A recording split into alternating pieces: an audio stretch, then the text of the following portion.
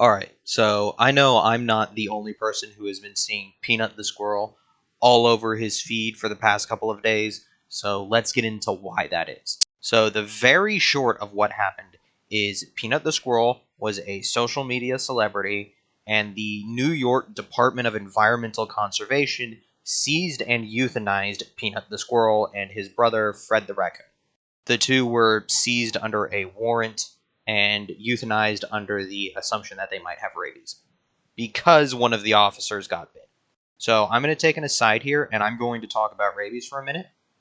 So, for anyone who does not know, the rabies virus, what it does to you is it causes something called hydrophobia, which means you basically become afraid of water to the point that you cannot drink water. In addition to that, by the time you show a single rabies symptom, you are dead. And as far as I can tell, that is not an exaggeration. I do not know of a single case of anyone surviving rabies once they show symptoms. Now, rabies is treatable, especially if you just immediately treat it upon being bitten. It is generally survivable. However, according to the CDC, there are still up to 10 deaths a year in the United States. So, due to this extreme level of discrepancy, there are prescribed methods of handling rabies and what to do. So, one of those being if you are bit by an animal, a wild animal in particular, you are to immediately go seek rabies treatment, and the animal is to be investigated as to whether or not it has rabies. And according to the CDC, the test you should do when you are trying to determine whether or not an animal has rabies is to euthanize the animal and send brain samples to a lab. That's not a joke. That's not an exaggeration. It is on the CDC website. So now let's get back to Peanut and Fred. So, story for Peanut, I'm not sure about Fred, but I do know he follows a similar line.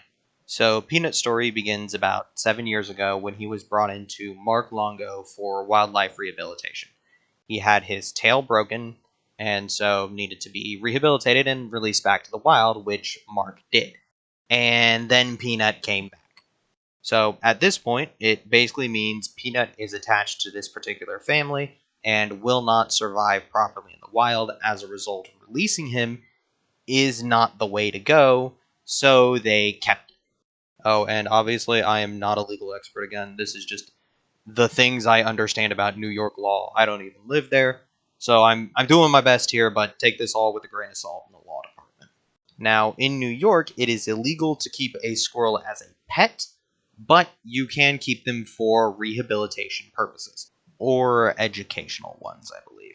So, by my understanding, at some point in the past 7 years, Mark had successfully filed to keep Peanut as an educational animal, because again, he couldn't be released. And most recently was in the process of getting a permit to have an enclosure for Peanut specifically. And in the meantime, they had gone on Instagram posting all of their antics with Peanut, which had made him into a social media star, and this allowed them to start up a wildlife conservation reservation situation. And then at some point, Fred came along, same general process came in his rehabilitation, stuck around because he couldn't be released. The same is true of several other animals, including, I believe it was 50 horses. Don't quote me on that number, though. I can't find it again. I just know there was a bunch of horses. And then, sometime in this past year, the DEC, so the New York department, received several complaints about this particular squirrel and this particular raccoon, so Peanut and Fred. As a result, the department sought and successfully obtained a warrant to detain both animals, or to seize both animals. This resulted in 10 to 12, according to Mark, DEC officers arriving at his doorstep with a warrant, which was the first time he heard about it, was when they're at his door with a warrant, sticking him outside, having him and his wife out there, unable to do anything for 5 hours, including feeding those 50 horses breakfast or lunch, while they searched his house and looked for and seized Peanut and Fred, during which, allegedly, one of the officers was bitten. As a result, the officers decided these animals might have rabies, and performed the gold standard testing, which involves euthanizing both Peanut and Fred, taking tissues of their samples and sending them off to be tested for rabies. And also, in the middle of this, they, again, allegedly interrogated his wife about her immigration status for some reason. And in addition to that, did not allow him to go to the restroom alone. Like, he had to be escorted everywhere in his own. So, search warrants done. Both animals are seized. They are not euthanized on the premise, by my understanding. They are just seized, taken off, and euthanized elsewhere as a result of the officer being bitten. And the seizure occurred on October 30th, and sometime between then and at the end of the day, November 1st, both animals were euthanized. Which is the phrasing I'm seeing. I don't know how they were actually put down. So, those are the facts of this case as I understand it. So, what happened to make it explode? Well, there's two sides of this. So, we're going to go over part one, and then part two is going to take a bit longer. So, part one's pretty obvious.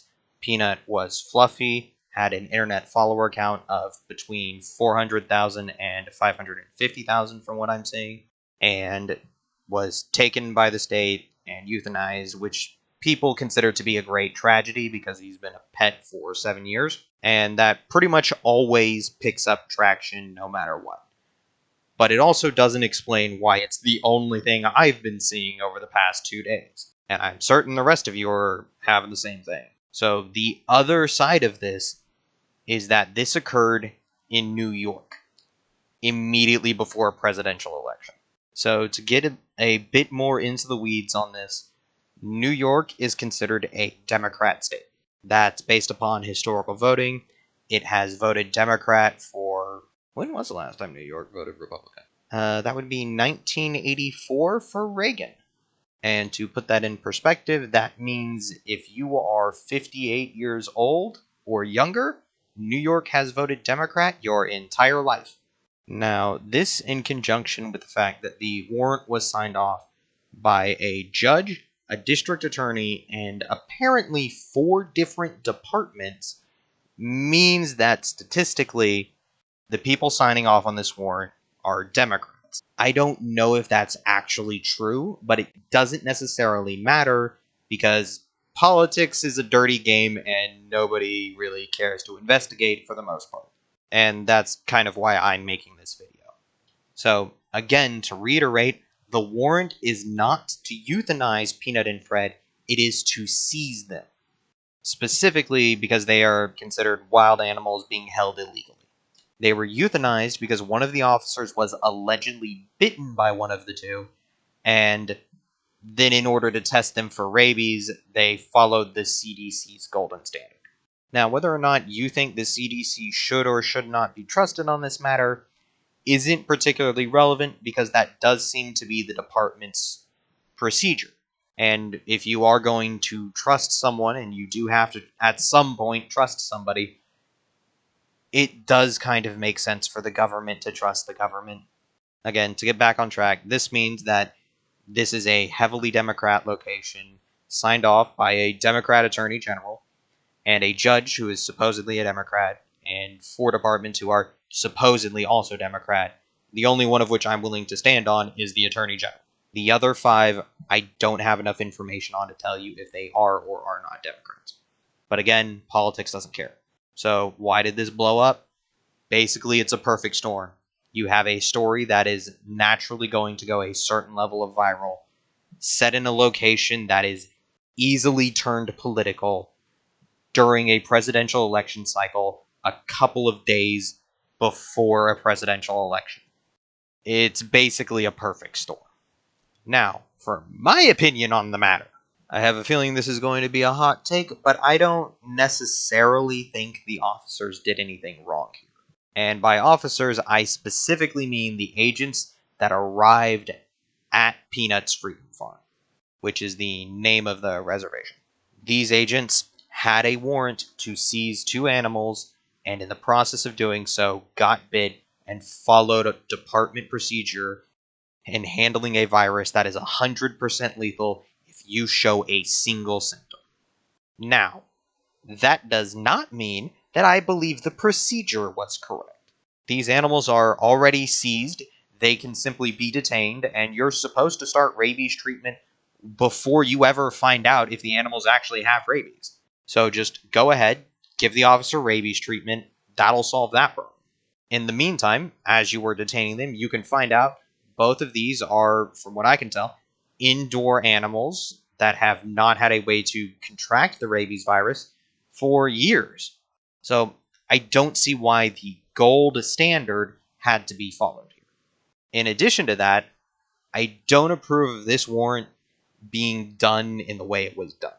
It's not that I'm against a warrant for seizing wild animals held illegally, but this should have been done with much more cooperation from Mark specifically. You can get the warrant, but don't go in and trash his house. Give him the opportunity to surrender the animals, which, from what I can tell, he wasn't given. If you had done that, Mark likely could have gotten both animals into a cage without either one of them biting him, meaning there would be no need to test for rabies because they weren't showing any other symptoms, at least not that I can tell. And this whole thing doesn't occur. We don't have either animal put down. Maybe they both get released, maybe they don't, who knows, but you avoid a whole situation of someone getting bitten that doesn't need to just by cooperating with the person there, by giving them the opportunity to do so. Now, as for the process of obtaining the warrant, again, I don't like this is done without consulting Mark. I think he should have the opportunity to defend himself, but I also kind of understand why that's not the case. If someone's taking in wild animals, telling them we're coming for your animals may result in them just releasing them, and if you're concerned about rabies, and raccoons are considered a vector for rabies, then yeah, I can get where you wouldn't want them to know in advance. Now, as for accepting all of this based upon anonymous tips, again, it's an up in the air question.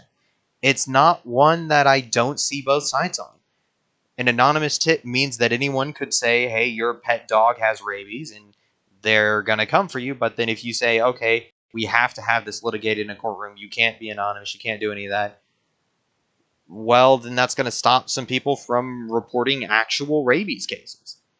So this is a difficult question with no good answer. Now, as a final little note, I will say that there is a name posted for who has claimed credit for doing this, who has since supposedly deleted that post and made said person's Facebook profile private. I will show you a post of the information I have, obviously censoring out said individual's name because I can't verify this individually. Again, the Facebook's private, so I can't go in there and verify anything. As a result, I will not be doxing this individual. But I will say, if true, scumbag move. This is a squirrel that has had a social media presence for over 7 years, apparently. And who, buddy, that is a scumbag. I do think the person that reported this incident, I think this, whoever this was, if it is true, this is it, and if this was done and it's why it was done this way, absolutely, that's a scumbag move, should not have occurred. As far as the actual process, it's difficult to say how to make it better. But at the end, I think you all should be properly informed. So this is me informing you of everything I know about this so that you can be informed in an election that's coming up and all of this is all over your feed in regards to this election. I'm not going to tell you which way to vote. I just don't think that's my place to do so. I do have an opinion, but I don't think it's my place to tell you. So I hope this has been helpful. I hope it has been informative. If it has, please share this around so that people can get as much of the full story as I've been able to piece together. So that way, whenever someone's voting, they have all of the information they need. And after that, I've got nothing else. So y'all have a good night.